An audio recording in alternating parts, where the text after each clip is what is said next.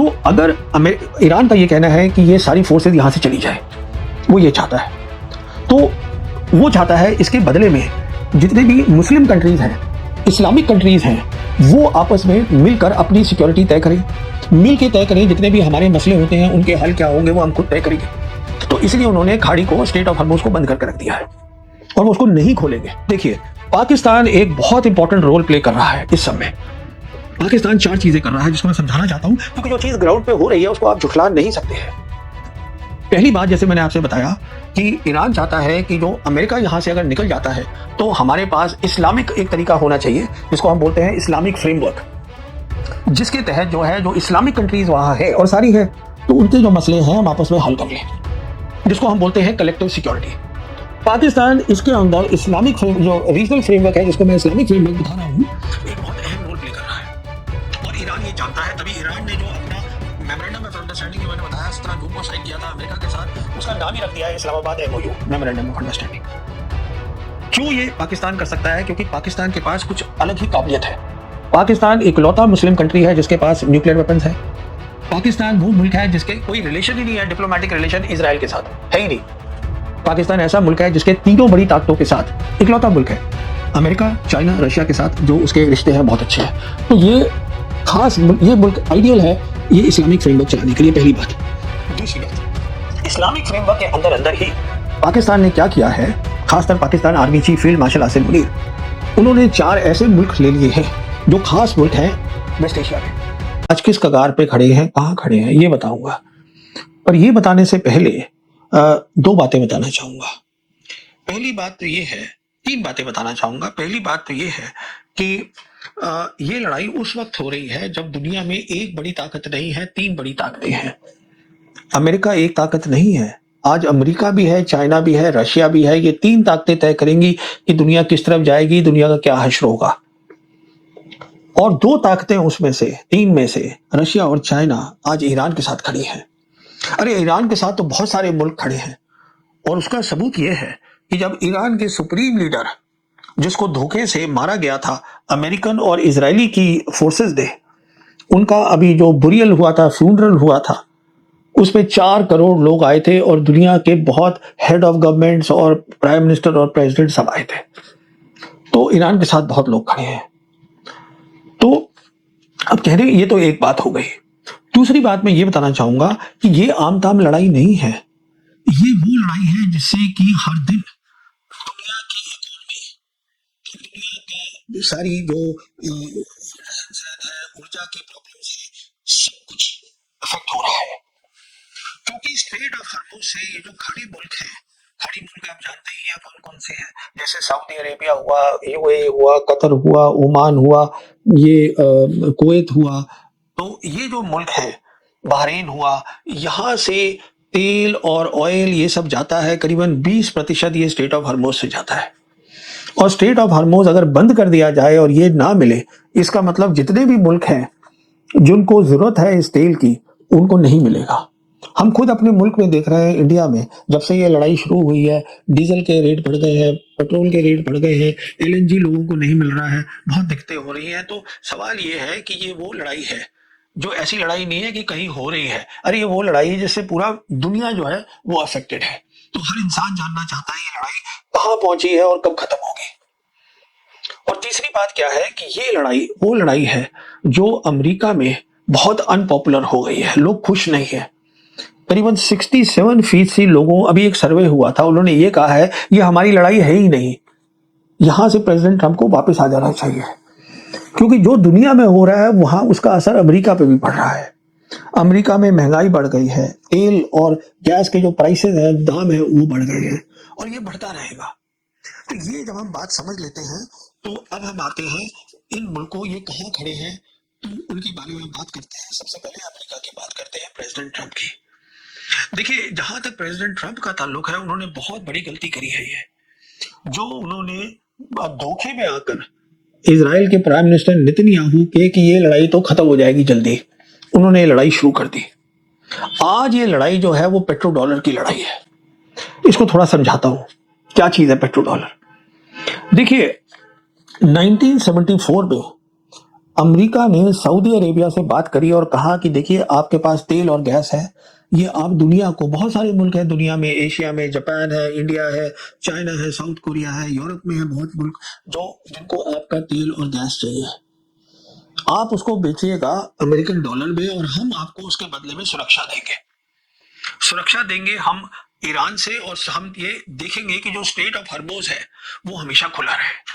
तो वो भी एक सुरक्षा होगी, वो हमारी जिम्मेदारी रहेगी। तो ये आइडिया जो था सऊदी अरेबिया को अच्छा लगा। उसके बाद जो बाकी खाड़ी के देश थे उन्होंने भी ये मान लिया कि ठीक है। अच्छा, अब जो मुल्क हैं जिनको वहां का तेल और गैस और बाकी चीजें चाहिए, उनके लिए जरूरी हो गया कि अमेरिकी डॉलर होने चाहिए उनके पास।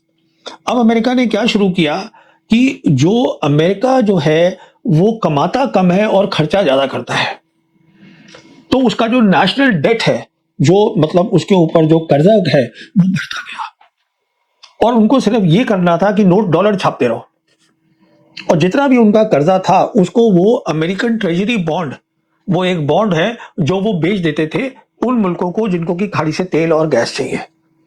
तो वो मुल्क तो ये खरीद रहे थे अमेरिका के जो डेट है, अमेरिका का कर्जा वो खरीद रहे थे, और अमेरिका लगा हुआ था अपना डॉलर छापने में। ये सारा गेम था। तो अभी क्या हुआ है कि अगर अमेरिका इस स्ट्रेट ऑफ हॉर्मुज को नहीं खुलवा पाता तो बहुत बड़ी दिक्कत हो जाएगी, क्योंकि फिर ये जितनी भी मुल्क है खाड़ी के ये सोचेंगे कि अगर वो खोल ही नहीं सकते तुम, वो कब्जे में ईरान के ही है, तो हम जो है हम ईरान की बात क्यों ना मान लें, हम क्यों डॉलर में कर रहे हैं अपना तेल और गैस बेच रहे हैं, हम लोकल करेंसी में बेचते हैं, उससे और अच्छा होगा। ईरान उनको बोल रहा है आप अपनी लोकल करेंसी में ट्रेड करिएगा, आप क्यों डॉलर में करने में लगे हैं।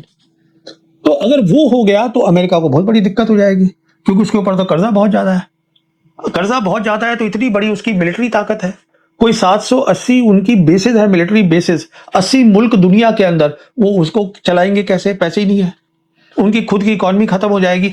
तो पेट्रो डॉलर एक ऐसी चीज है जिसके कारण प्रेसिडेंट ट्रंप अब छोड़ के नहीं जा सकते, ये एक मसला है।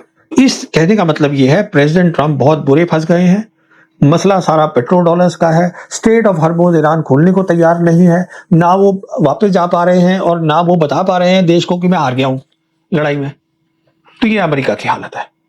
अब देखिए आप ईरान को, आज ईरान क्या चाहता है, ईरान ये चाहता है कि जो अमेरिकी फौजें हैं जो कि वेस्ट एशिया में खाड़ी में, उस पूरे वेस्ट एशिया के एरिया में करीबन 50,000 अमेरिकी फोर्सेस हैं, वहां पर 19 बेसेस हैं अमेरिका की, जिसमें 19 में से 5 तो यही हो गई खाड़ी देशों के साथ, बाकी जॉर्डन है, इजिप्ट है, बाकी और मुल्कों के अंदर है, टर्की है, इन सब में है उनकी। तो कहने का मतलब यह है कि उनकी फौजें वहां बैठी हुई हैं सारी की सारी। तो अगर ईरान का ये कहना है कि ये सारी फोर्सेस यहां से चली जाए, वो ये चाहता है, तो वो चाहता है इसके बदले में जितने भी मुस्लिम कंट्रीज हैं, इस्लामिक कंट्रीज हैं, वो आपस में मिलकर अपनी सिक्योरिटी तय करें, मिल के तय करें, जितने भी हमारे मसले होते हैं उनके हल क्या होंगे वो हम खुद तय करेंगे। तो इसलिए उन्होंने खाड़ी को, स्ट्रेट ऑफ हॉर्मुज को बंद करके रख दिया है और वो उसको नहीं खोलेंगे। अभी एक रिपोर्ट आई थी कि स्ट्रेट ऑफ हॉर्मुज अगर आप देखिएगा तो 2 मुल्क हैं जो उसको चलाएंगे, एक है ईरान और दूसरी तरफ है ओमान। तो ये स्ट्रेट ऑफ हॉर्मुज में क्या है, ये पूरा एक पानी का वो है, वाटरवे है, जिसमें पर्शियन गल्फ है, स्ट्रेट ऑफ हॉर्मुज है और गल्फ ऑफ ओमान है। तो इसमें अंदर जो भी जहाज जाते हैं लेने के लिए तेल गैस वगैरह, 2 रास्ते से जा सकते हैं, या तो वो जा सकते हैं ओमानी के रास्ते कोस्ट के साथ साथ, या जा सकते हैं ईरान कोस्ट के साथ साथ। तो अभी जीसीसी कंट्रीज ने, खाड़ी मुल्कों ने ओमान से कहा, अमेरिका ने ओमान से कहा कि साहब आप ईरान से बात करिएगा और उनको एक आइडिया दीजिएगा। आइडिया ये दीजिएगा कि एक तो जो आप फीस की बात कर रहे हैं, ईरान वहां फीस लगाना चाहता है, तो आप फीस मत लगाइएगा, जिसको अपनी मर्जी से पैसे देने हैं वो दे दे। और दूसरा आप ये करिएगा कि जो 2 रूट हैं, 2 रास्ते हैं, ओमानी और इराकी, इन दोनों में से जहाजों को अंदर आने दीजिए। उन्होंने मना कर दिया ईरान ने कहा है सारे जहाज जो अंदर जाएंगे वो सिर्फ ईरान के रास्ते से जाएंगे, और उन्होंने कहा है जो वापस आएंगे वो कुछ ओमान के रास्ते से आ सकते हैं, क्योंकि रास्ता वही है वापस आने का, और कोई है ही नहीं। तो कहने का मतलब यह है ईरान जानता है उसकी ताकत है स्ट्रेट ऑफ हॉर्मुज और उसको नहीं छोड़ेगा, और जो अमेरिकी हैं, फौजें हैं, उनको आइडिया भी नहीं है उन्होंने वहां कितनी मिलिट्री ताकत ईरान ने डाली हुई है, उसको नहीं छोड़ा सकते हैं। उसके साथ साथ क्या हो रहा है कि सऊदी अरेबिया अब सबसे बड़ा जीसीसी कंट्री है, जो पूरा अरेबियन पेनिनसुला है, बाकी सब छोटे छोटे से है। अब उनके साथ दूसरा पंगा चल रहा है, और वो ये है कि उन्होंने यमनीज जो है, आप देखिएगा साउथ में है सऊदी अरेबिया के यमन, यमनीज जो हैं जिसको हुतीज भी बोलते हैं, वो उन्होंने पिछले 12 साल से उनके ऊपर एक तरीके की पाबंदी लगा रखी है कि तुम अपने एयरपोर्ट इस्तेमाल नहीं करोगे, सी पोर्ट इस्तेमाल नहीं करोगे। और यमनीज के पास ताकत है, जैसे स्ट्रेट ऑफ हर्मोज है उसी के साथ लगा हुआ रेड सी है, जहां से 12 से 15% दुनिया का ट्रेड होता है, और जहां से सऊदी का एक, जैसे सऊदी जो है वो स्ट्रेट ऑफ हर्मोज से भी तेल बेच सकता है, रेड सी से भी बेच सकता है, वहां भी एक जरिया है, उनका एक पोर्ट है याम्बू, वो उसका जैसे स्ट्रेट ऑफ हर्मोज है वैसे ही बलल मंदेब है, उसके साथ में उसको बंद कर सकता है यमनीस। तो कहने का मतलब यह है उसके साथ पंगा ले लिया है। पंगा ये लिया है कि जब ईरान के सुप्रीम लीडर थे, उनका जब फ्यूनरल हुआ था, तो उन्होंने, ईरान ने एक अपना प्लेन, सिविल प्लेन भेजा था, यमनी भी उसमें आ गए उसके लिए, फ्यूनरल के लिए। तो वो आ गए, जब वो वापस जा रहे थे, जो उनका एयरपोर्ट था उसको उन्होंने उड़ा दिया सऊदीज ने। तो ईरानियन ने ये कह दिया कि अब जो रेड सी है वहां से सऊदी का कोई भी हम टैंकर नहीं जाने देंगे, उन्होंने वो बंद कर दिया पकड़ के। तो अब जो है वो सऊदी का वहां पर पंगा खड़ा हो गया। साथ साथ क्या है, सऊदी अब एक और गलती क्या कर बैठा है कि अमेरिका के साथ मिलके, ये अभी की खबर है 2 दिन पहले की, उन्होंने क्या किया है, इराक जो है वहां पर शिया पॉपुलेशन है, ईरान भी शिया मुल्क है, तो वहां पर उनकी फोर्सेज हैं जिसको कहते हैं पॉपुलर मिलिट्री फोर्स। ये मिलिशिया है, रेगुलर आर्मी नहीं है, बट ये वो आर्मी है जो इराकी प्रधानमंत्री के अंडर काम करती है, तो एक तरीके की रेगुलर ही हो गई। उनके ठिकानों पे इन दोनों ने मिलकर अटैक कर दिया। तो उन्होंने उसके रिटर्न में ईरानियों ने क्या किया, उन्होंने कहा अच्छा हम बताते हैं तुम्हें, उन्होंने जॉर्डन में जहां अमेरिका की बेसेस हैं उस पर अटैक कर दिया। तो अब ये जो अटैक है ये दोनों तरफ से चल रहा है। अब सऊदीज घबरा गए हैं। अभी सऊदी का जो डिफेंस मिनिस्टर था वो गया अमेरिका, वो व्हाइट हाउस में वाइस प्रेसिडेंट जेडी वैंस को मिला, उसके बाद फिर प्रेसिडेंट ट्रंप को मिला और उसको बोला कि साहब ये लड़ाई जो है आप खत्म करवाइएगा। अब लड़ाई कैसे खत्म हो जाएगी, ये तो बढ़ रही है। तो ये कहने का मतलब ये है, ईरान एक बहुत बड़ी अच्छी पोजीशन में है आज। उसने बहुत सालों तक, डेकेड्स तक ये तैयारी करी है। उसकी जो मिसाइल सिटीज हैं वो सब अंडरग्राउंड है, ऊपर जो भी है वो सिविल इंफ्रास्ट्रक्चर है, और उसके बाद लोग रहते हैं, सब कुछ मिलिट्री अंडरग्राउंड है।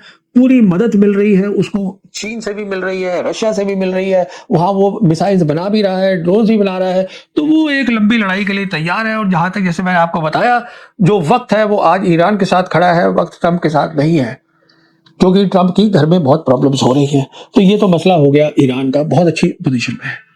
अब आ ये इजराइल में, इजराइल जो है वो सबसे बड़ी ये प्रॉब्लम की जड़ इजराइल है, क्योंकि इजराइल का हमेशा ये रहा है सोच कि किस तरीके से ईरान को हराया जाए, जो ईरान नहीं हार पा रहा है।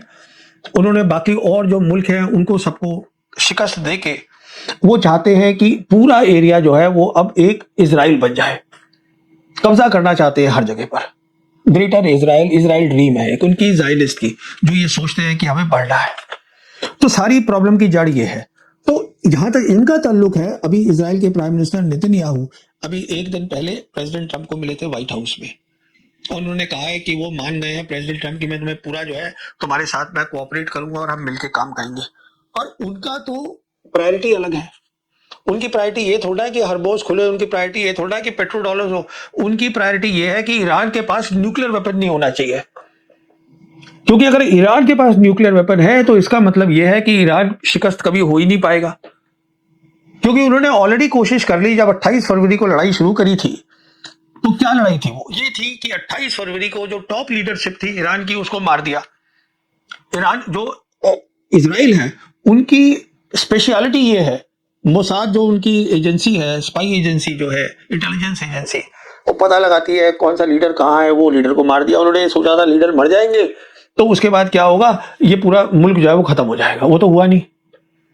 अब उनका निशाना है न्यूक्लियर वेपन पे। और एक और चीज जो वो देख रहे हैं जो बहुत ही जरूरी है, समझने वाली है।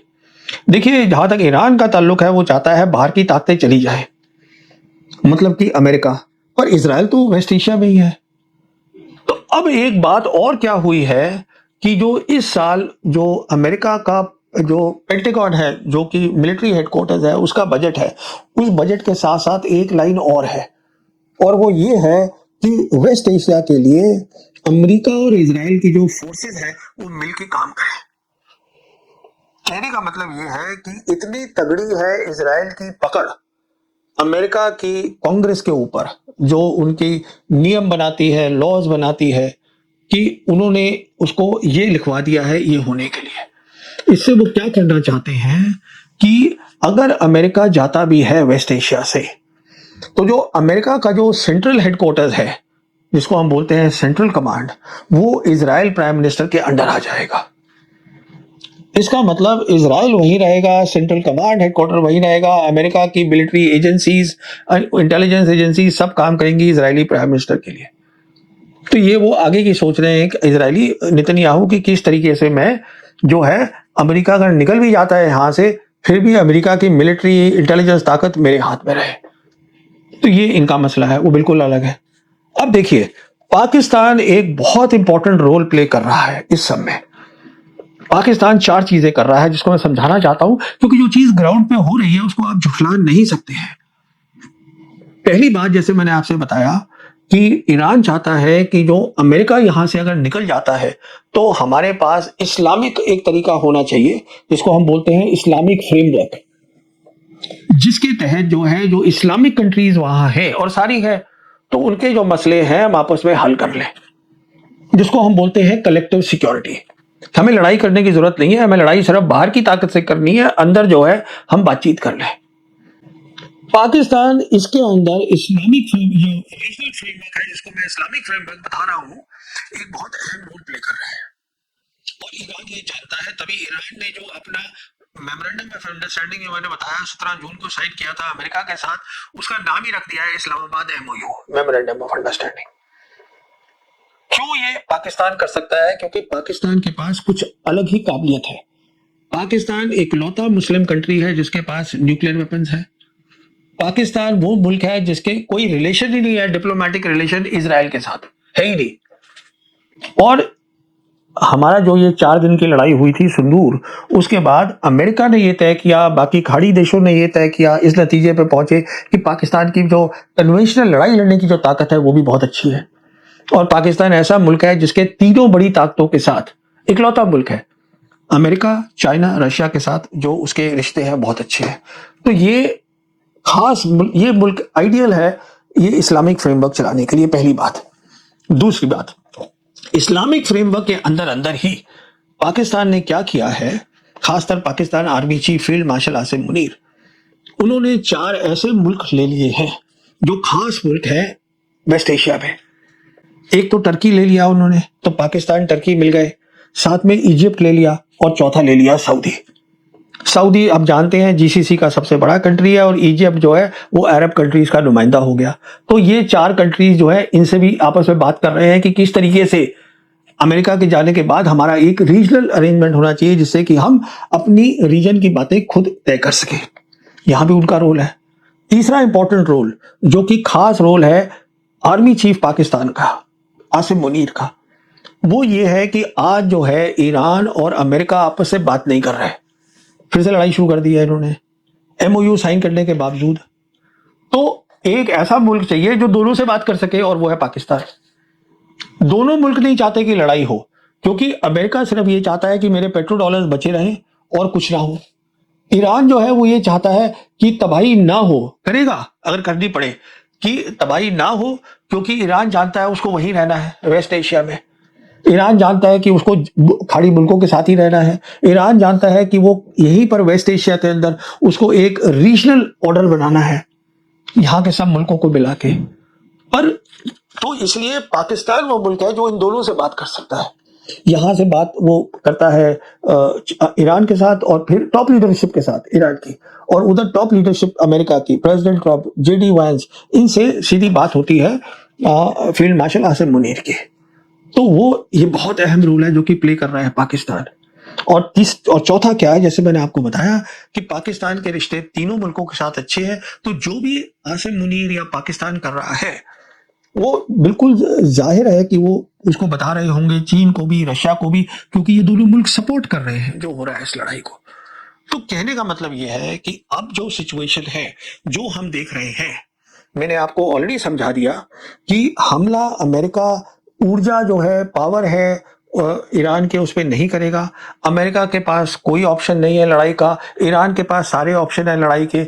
अब क्योंकि अमेरिका ने और प्रेसिडेंट ट्रंप ने खुद साइन करने के बाद एमओयू फिर से लड़ाई शुरू कर दी है, तो अब जो रवैया होगा ईरान का वो और सख्त होगा, वो कुछ और सख्त बातें बोलेगा। मिसाल के तौर पर एमओयू में ये लिखा गया है कि लेबनान में जो लड़ाई कर रहा है हिजबुल्लाह के साथ इजराइल, वो रुकनी चाहिए। अब वो उसमें ईरान ऐड करेगा कि यमन और सऊदी की तय होना चाहिए, फैसला होना चाहिए। उसमें तय करेगा कि जो इराक की जो पॉपुलर मिलिट्री फोर्सेज है उस पर हमला नहीं होना चाहिए। फिर ये बात थी एमओयू में लिखी हुई कि ईरान जो है वो तेल बेच सके आराम से, जो अब से बंद कर दिया है प्रेसिडेंट ट्रंप ने। फिर ये है कि जो ईरान के कुछ पैसे हैं, जैसे कि $12 बिलियन है, जिसमें ये तय हुआ था कि $6 बिलियन जो है वो उसके अपने पैसे हैं जो छोड़े जाएंगे, जो अमेरिका ने दबा रखे हैं। तो वो कहेगा कि पहले वो मुझे वो दो। कहने का मतलब ये है कि आज लड़ाई उस स्टेज पर है, ये लड़ाई चलेगी, और ये लड़ाई वहां नहीं जाने वाली जो कि लोग सोच रहे हैं कि मतलब बहुत ज्यादा उसमें सिचुएशन में है प्रेसिडेंट ट्रंप कि बहुत भारी नुकसान कर देगा ईरान पे। ईरान को तकलीफ हो रही है, कोई शक नहीं है, पर ईरान वो लड़ाई लड़ रहा है जिससे कि वेस्ट एशिया बदलेगा और दुनिया बदलेगा। अब कब तक ये चलेगी लड़ाई, वो प्रेसिडेंट ट्रंप को तय करना है, क्योंकि उनके पास ना तो कोई मिलिट्री ऑप्शन है, अमेरिका से प्रेशर आ रहा है, दुनिया से प्रेशर आ रहा है, क्योंकि दुनिया एक एक दिन हो रहा है